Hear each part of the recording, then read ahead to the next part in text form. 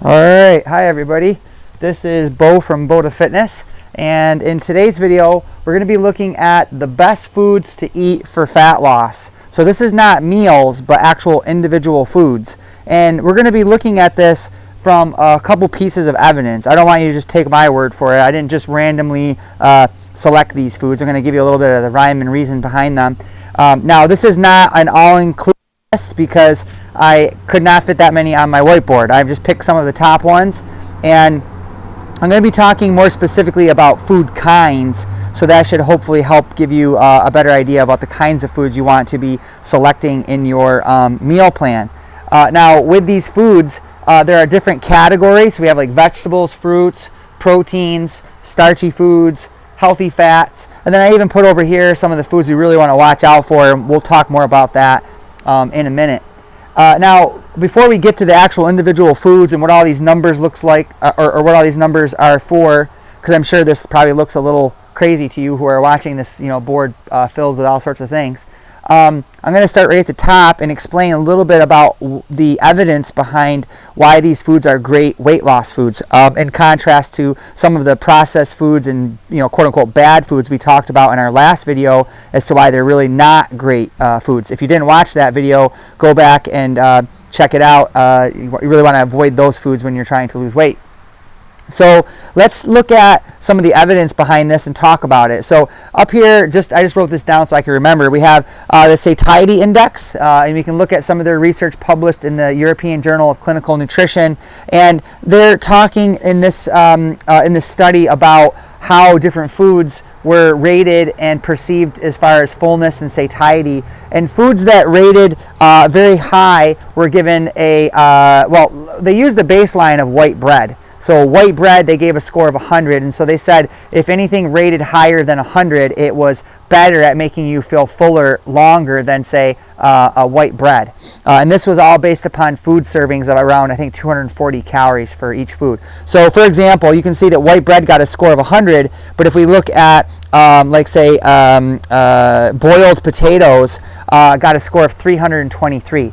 So in fact, boiled potatoes scored higher than any other food tested in the index. So as a starchy food, boiled potatoes, just plain, nothing on them, boiled cooled potatoes were very, very effective at curtailing appetite. Made you feel very full for quite a while.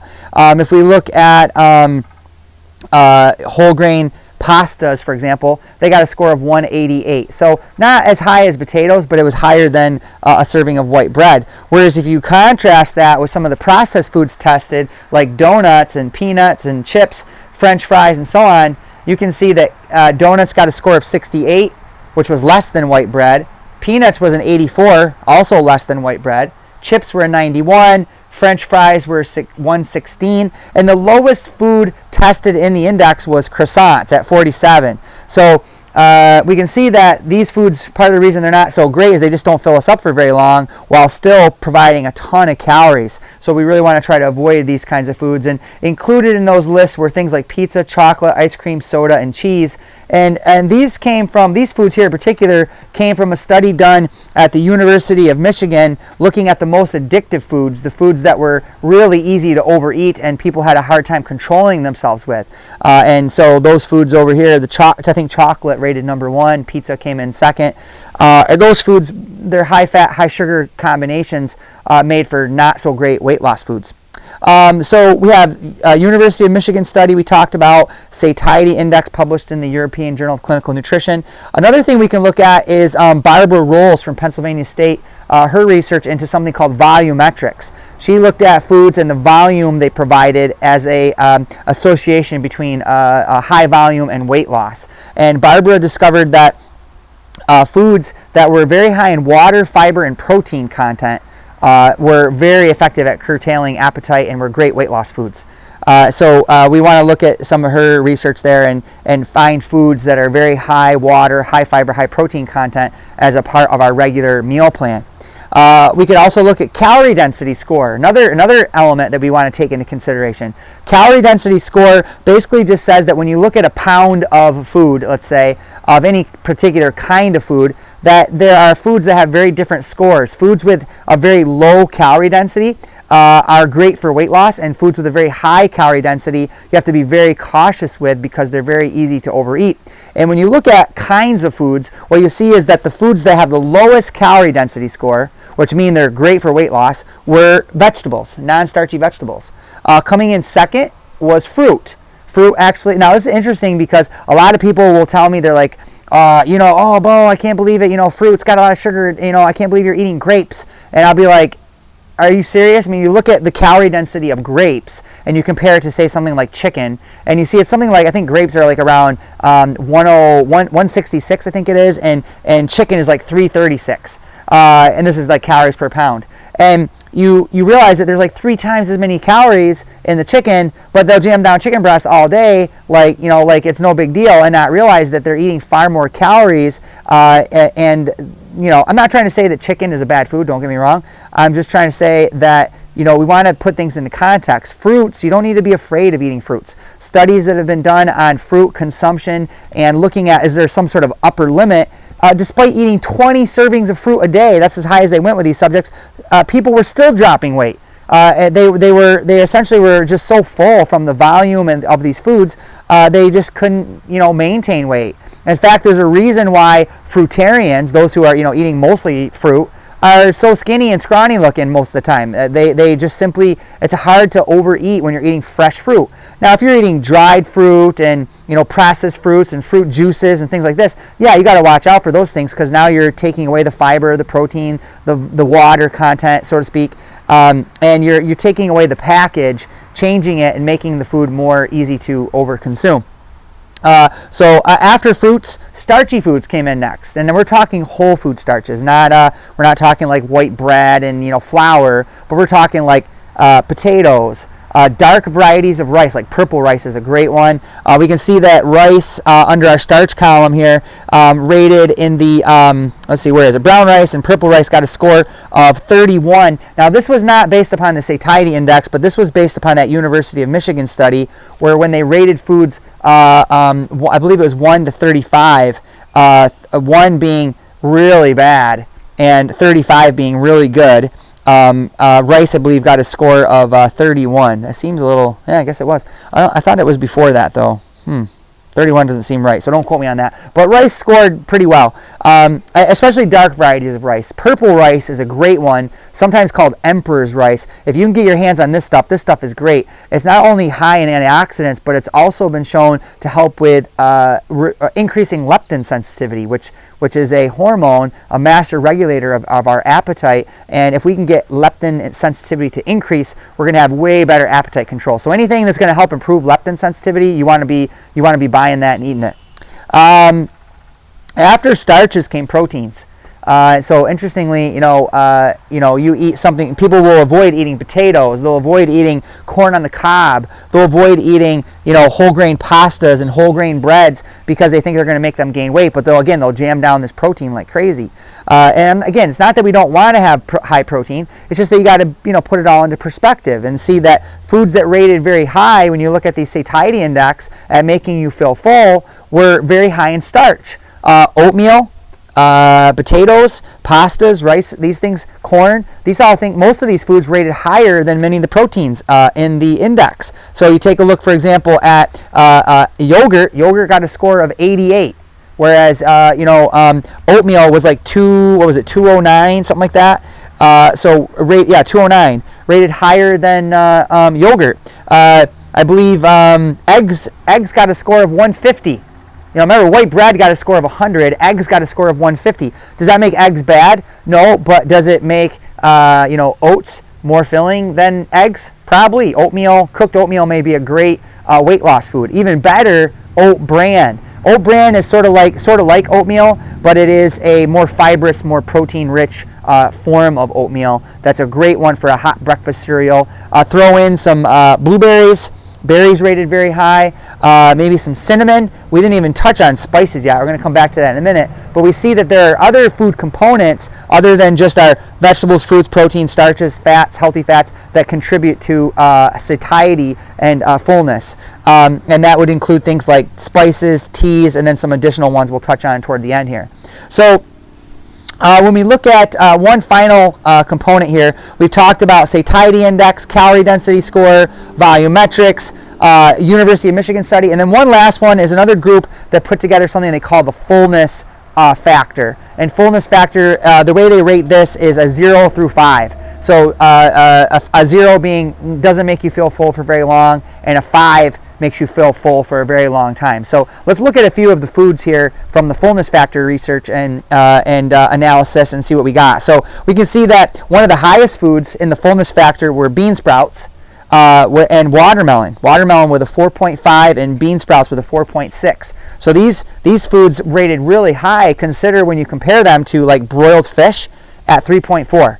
So again, here we're seeing a fruit and a vegetable beating out proteins when it comes to fullness and satiety. I'm not making this stuff up. This is what the research, and the analysis found. Look at grapefruit at 4.0. Remember, 5 is really good and 0 is really bad. So grapefruit gets a score of 4.0, and chicken breast, roasted chicken breast, gets a score of 3.3. So does that make chicken bad? No. It just means that it's a bit lower than these foods over here. So if all you're doing is eating these things here, these protein foods, but you're not including your fruits and your vegetables, you're just asking for trouble. You're not really going to have the same level of fullness and satiety nor weight loss as those who are really regularly consuming and getting more of their base of their food coming from plants. We really want essentially a plant-based diet, and by based, it doesn't have to mean eat nothing but plants. But it does mean that the base of our food pyramid should be mostly whole food plants, particularly the fruits and vegetables. Starches are great as well. Remember, starches, when we looked at calorie density, were actually above, so they were actually less calories per pound than proteins. After proteins came processed foods, and after processed foods came fats. So we want to watch out for that lower column. But we can see that if we take the proteins here and we take out some of the fat, they actually end up dropping in calorie density to that of like fruits. So for example, if you take whole egg, I think it gets a score of, I want to say it's like 784 or something like that as far as calories per pound. Whereas when you take out the egg yolk and do egg white, or like say egg beaters, the score drops all the way into like the 200s, which is about where a lot of the fruits fall as far as calories per pound. So lean proteins that are stripped of the fat or reduced fat are going to be great food choices because their lower calorie density puts them into a category that's more over here, and that means that you basically just get to eat larger portions, more food. Some people will say to me, "You mean you got to take the yolks out of your eggs? I mean, aren't eggs just natural the way they are, and why do you got to take the yolks out?" Well, you don't have to. I mean, if you want to eat the yolks, go right ahead. It's just that if you want to eat more food, if you're the person who's like, "I'm hungry, I never, I'm just hungry all the time," well, maybe consider increasing the volume of your food by reducing some of the things that kind of get us in trouble, like the fats. And the fat is in this case located primarily in the yolk.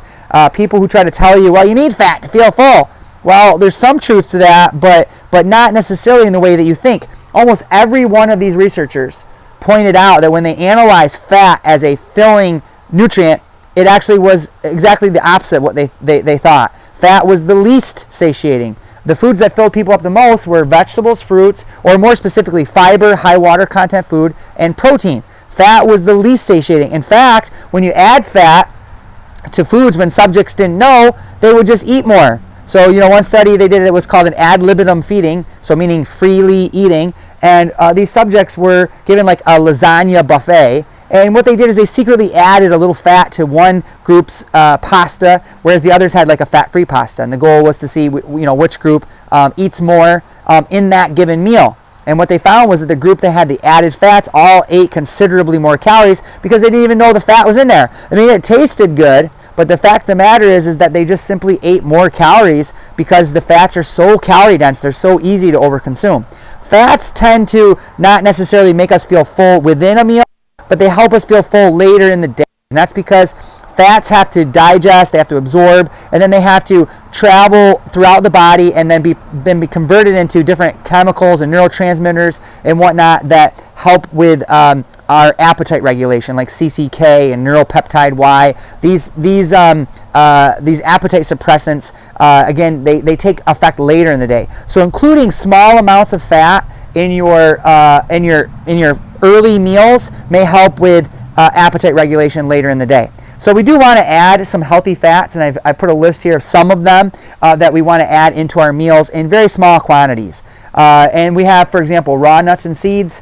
We have flax seeds, ground, chia seeds, hemp seeds, algae oil, avocado, sunflower seeds, pumpkin seeds, walnuts, Brazil nuts, rich source of selenium. One Brazil nut gives you almost all your selenium for the entire day.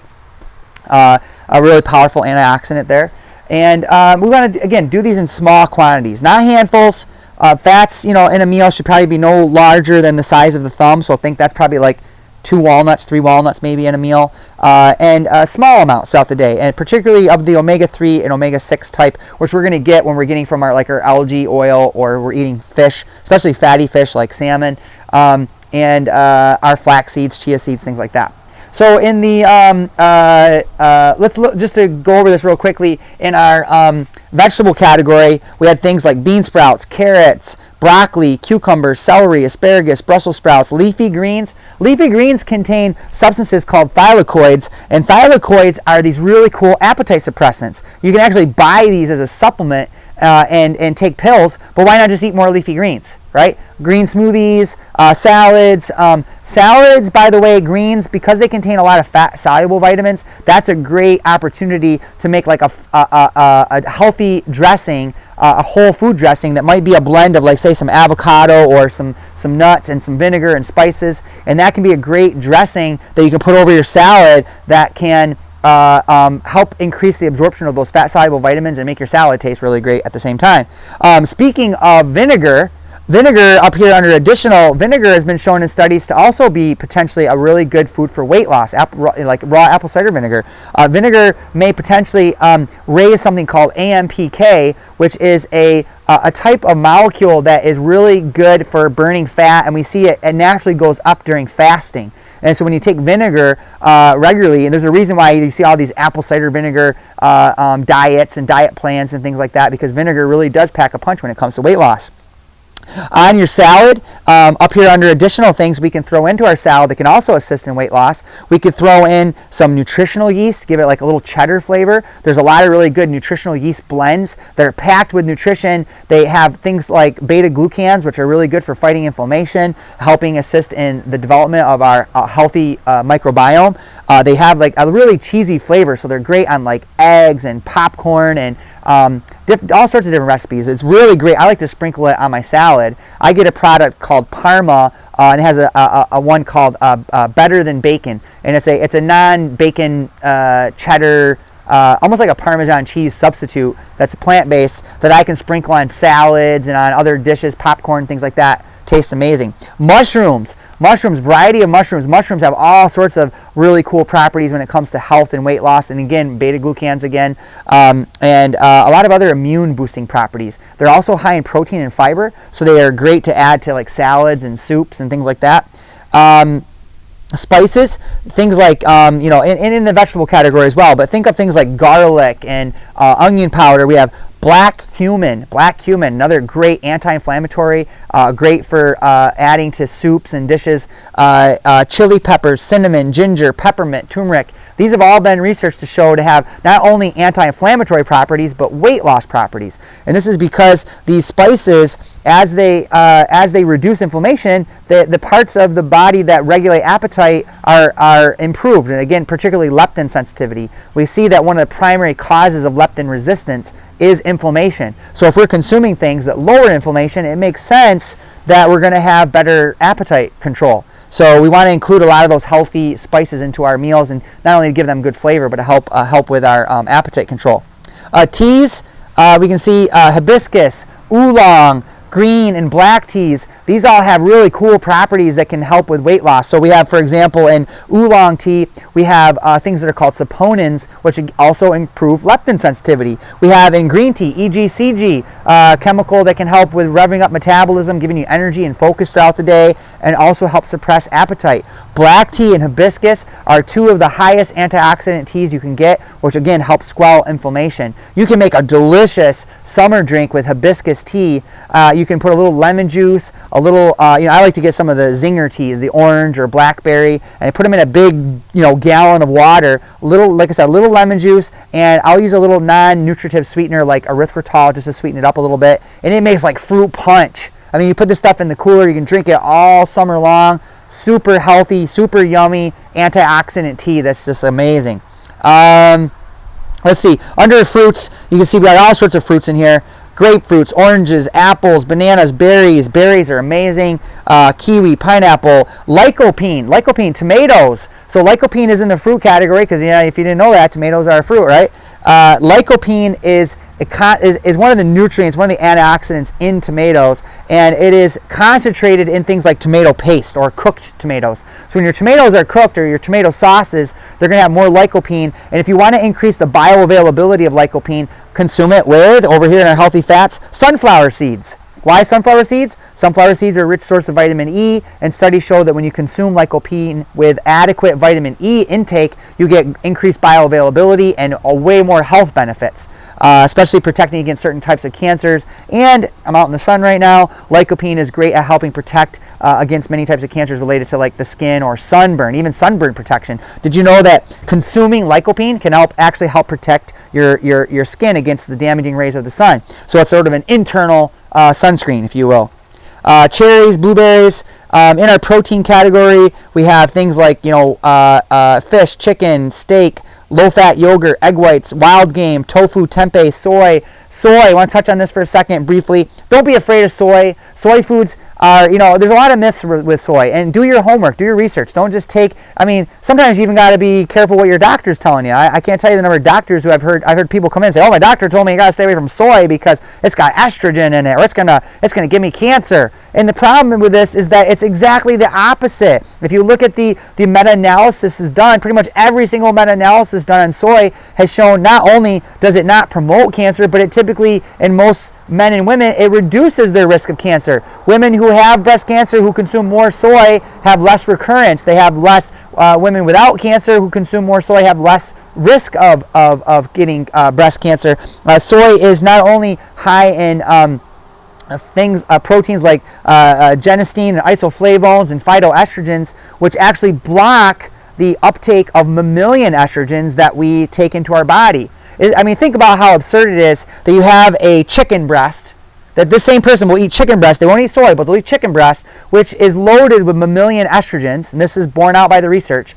These chickens, animals make estrogen in their body, but they won't eat soy, which is a type of phytoestrogen that actually blocks the uptake of mammalian estrogens. It's those excess mammalian estrogens that are really promoting the cancer growth, and those are the ones we want to watch out for. So small amounts of soy milk, soy nuts, things like this can be great additions to the diet to help not only boost protein and fiber, but add some of those other beneficial substances that are very protective. And another little bonus, soy, some studies have shown, regular soy consumption also increases leptin sensitivity. So again, we're back to where it helps us eat less, right? One of the highest risks of cancer is just being overweight.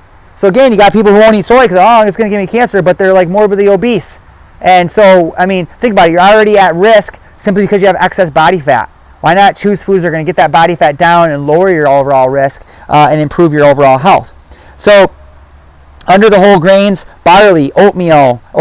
starches, barley, oatmeal, popcorn, without all the butter, baked potatoes, boiled potatoes, buckwheat, quinoa, brown rice, purple rice, pumpkin, corn, squash, sweet potatoes, all great starchy foods to add into your meal plan. We already covered fats, we already covered the bad. I think I went through most. I think the only one I didn't touch on is coffee. Coffee is another great one. Everybody who's ever trying to eat less and is dieting, trying to lose weight, knows, man, coffee can sometimes be the deal breaker, right? A cup of black coffee can be great for suppressing appetite, giving you energy, a mood boost. And if you are really careful to choose really good quality coffee, coffee is also a rich source of antioxidants. So especially some of the lighter brewed coffees, coffees that are heated can sometimes form some chemicals that we want to watch out for. But some really a good organic coffee. One of my favorite companies, they do a organic high grade coffee, and I'm drawing a blank on the name offhand, so I'll have to look that up and get back to you. But I like to get their coffee, and it is just like amazing. I wish I could think of the name offhand. But anyways, get a good, if you are a coffee drinker, just spend a little bit extra and get that organic coffee, because coffee is a crop that tends to be very heavily sprayed, a lot of pesticides. So if we can avoid those, why not, right? And really enjoy a good cup of organic coffee. So hopefully this was helpful. I'm sorry this video was so long, but we had a lot of content to cover here. In our next video, we'll be looking at not necessarily the best foods to eat for fat loss, but how we can combine these into the best meals for fat loss. Because when we combine certain things together, we're going to get food synergy. We're going to create meals that are not only delicious, but they're very effective at curtailing our appetite. And so we'll be looking at that in our next video. This is Bo from Bo to Fitness. If you need any help with any of this, remember you can always contact me on our website, or through give us a call, and I can help you one-on-one. And I look forward to talking to you in our next video. Bye-bye.